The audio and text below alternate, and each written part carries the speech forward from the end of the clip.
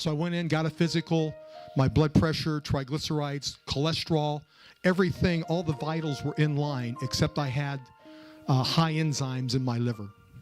And so they began to do different tests to, eliminate what it could be.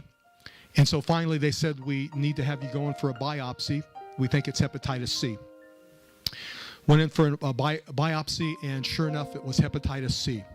And it just wasn't hepatitis C. It was diagnosed at stage 3, grade 2-3. It was chronic. It was damaging my liver. Now, as many years ago, before I knew Jesus Christ, I was an intravenous drug user. And back in the day, AIDS and all of these diseases today weren't an issue. So it wasn't uncommon for 3 or 4 or 5 of us to share the same needle when we were shooting drugs. And so the virus was in my system, and I was diagnosed with it in November of 2007. And immediately Estelle laid hands on me. We confessed the word, believed I was healed, believed the report of the Lord. But because of the severity of the diagnosis, I decided to follow the doctor's recommendation and go on the interferon. Now, I always say if hepatitis C doesn't kill you, interferon will. Because what it does is it doesn't cure the disease. It simply kills your immune system so the hepatitis C virus has nothing to feed on, and it arrests the virus, but it doesn't cure it.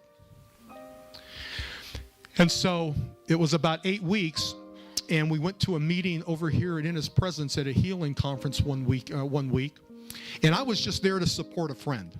I believed I was healed, and we went there to support a friend that was there to give his testimony. And during the service, a pastor from Mexico named Pastor Carlos got up and began to talk about what he saw the night before in prayer as he was praying for the service. Now, you have to understand, nobody in the church except 3 people knew that I had hepatitis C.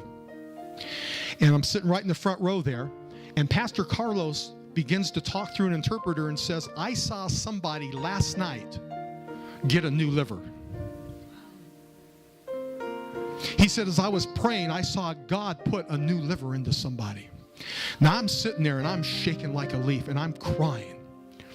Now, the best way I can describe what I felt is this. Now, I've never been pregnant. Aren't you glad? But my wife, Estelle, has been pregnant. And men, when you've laid hands on your wife's stomach, if they've ever been pregnant and you felt the baby kick, isn't that an incredible feeling? I remember the first time I felt that, I thought, wow. But I felt something alive moving when I laid hands on my wife's stomach when she was pregnant. That's the best way that I can describe what I felt that night when Pastor Carlos said, somebody's getting a new liver. And you can imagine I darted to the front. Pastor Carlos and somebody you may know, Keith Hershey, laid hands on me because Keith was there that night. And I'd never felt so brand new in all of my life. Well, I went back about 3 weeks later because it was time for a virus test. The doctor wanted to, have me on regular doctor visits to check on the virus test. And so he comes in the room, I'm there, and he comes in, he says, I'm pleasantly puzzled. I said, what do you mean, Doc? He says, well, here's the original diagnosis. And he said the hepatitis C virus is not detectable. He said it came back negative. Huh? Come on, it's better than that. Huh? New liver.